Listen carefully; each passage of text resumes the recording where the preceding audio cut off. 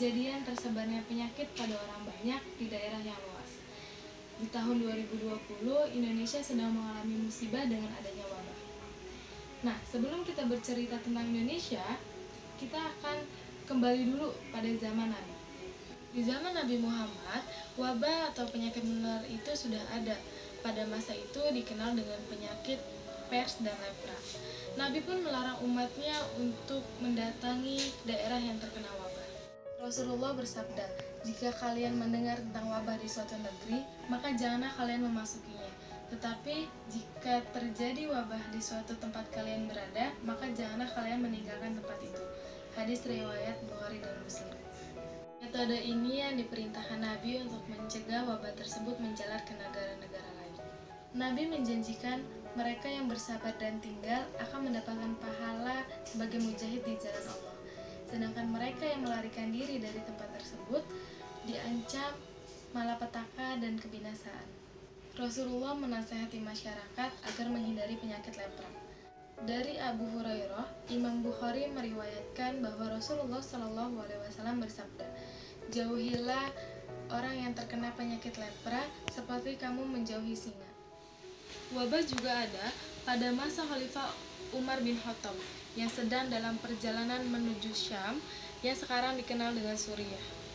Ketika tiba di Saroh, Umar mendapat informasi bahwa wabah kolera sedang melanda negeri Syam. Setelah musyawarah dengan kaum muhajirin dan kaum ansor, apakah harus melanjutkan ke negeri Syam atau harus kembali ke Madinah? Dan kaum muhajirin 50%. Sebagian berpendapat melanjutkan dan sebagian lagi berpendapat kembali. Begitupun dengan kaum ansor, sebagian berpendapat melanjutkan dan sebagian lagi berpendapat kembali ke Madinah. Umar pun meminta pendapat kepada suku Quraisy, dan suku Quraisy berpendapat 100% menyarankan untuk kembali ke Madinah. Akhirnya, Umar memberikan keputusan untuk tidak melanjutkan perjalanan ke Syam dan kembali ke Madinah karena mendapat informasi dari Abdurrahman bin Auf bahwa suatu ketika Rasulullah melarang seseorang untuk ke wilayah yang terkena wabah. Begitupun dengan masyarakat yang terkena wabah dilarang untuk pergi atau meninggalkan tempat itu. Negeri Syam. Negeri Syam pada sekitar tahun 18 Hijriah diterjang wabah kuas yang banyak menelan korban jiwa. Di antaranya Mu'adz ibnu Jabal, Syarbil ibnu Hasanah, Al-Fad ibnu Abbas, Abu Ubaidah, sahabat Nabi yang meninggal karena terkena wabah tersebut. Dan sekarang Indonesia sedang gempar dengan virus corona yang sudah membunuh ratusan orang dan menginfeksi ribuan orang Indonesia. Dokter merupakan garda terdepan dalam memerangi virus ini.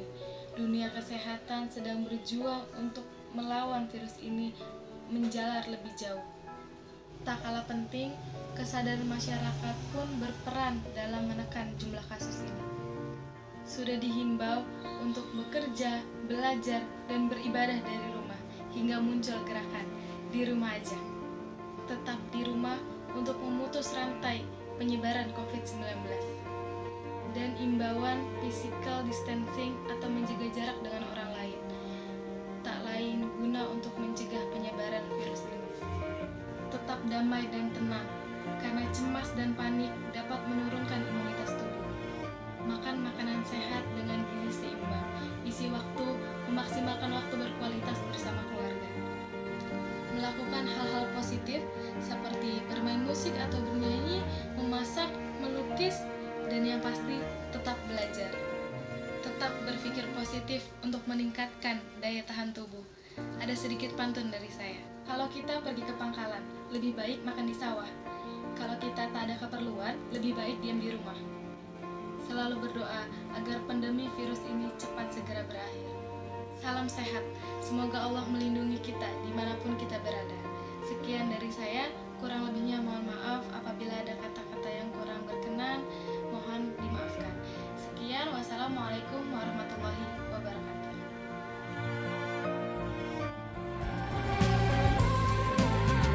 Doakan mereka agar selalu terjaga. selalu terjaga.